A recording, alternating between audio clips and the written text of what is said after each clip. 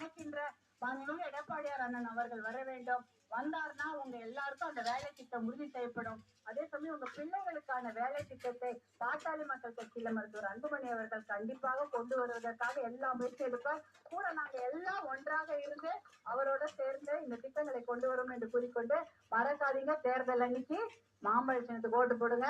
குடும்பத்துல ஒரு ஓட்டு கூட மாத்தி போடக்கூடாது. ஒரு ஓட்டை நீங்க மாத்தி போட்டீங்கன்னா உங்க பசங்க தலையெழுத்து நீங்க தான் எழுதுறீங்கன்னு அர்த்தம். புரியுது இல்ல?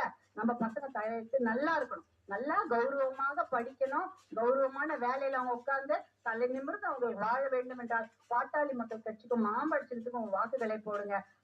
அப்படி செய்தீர்கள் என்றால் பிள்ளைகளுடைய வாழ்க்கைக்கு மது பழக்கம் போதை பழக்கம் இல்லா தமிழகம் உருவாக்கப்பட்டு பெண்கள் பாதுகாப்பு உறுதி செய்யப்பட்டு உங்களுக்கு பெண்கள் நல்லா வாழணும்ல, குழந்தைங்க நல்லா தலைநிமிர்ந்து பாட்டாளி மக்கள் கட்சிக்கும் மாம்பழ சின்னத்துக்கு வாக்களித்து மாண்புமிகு எடப்பாடியார் அண்ணனை முதலமைச்சர் ஆக்குவதுதான் நம்மளுடைய நோக்கம். அதுக்காக நீங்க எல்லாம் ஒன்னா குடும்பமா எல்லாம் ஒன்னா பொண்ணு ஒரு ஓட்டம் மாத்தி போடாதீங்க. பசங்க வந்து புதுசா ஏதாவது சொல்லிடுவாங்க, அம்மா அங்க போடுங்க இங்க போடுங்கன்னு. நீங்க தான் பசங்களுக்கு சொல்லணும். நீங்க தான் உங்களுக்கு அம்மா, நீங்க தான் உங்களுக்கு அப்பா. அவங்க வந்து உங்களை டைரக்ஷன் பண்றதை விட நீங்க இந்த விஷயத்தெல்லாம் சொல்லுங்க. 108 ஆம்புலன்ஸ், தர்மபுரி மருத்துவக் கல்லூரி, தொப்பூர் மேம்பாலம் இதெல்லாம் கொடுத்த சின்ன மாம்பழம், அதுக்குதான் ஓட்டு போடணும்னு சொல்லுங்க. நன்றி அம்மா, நன்றி.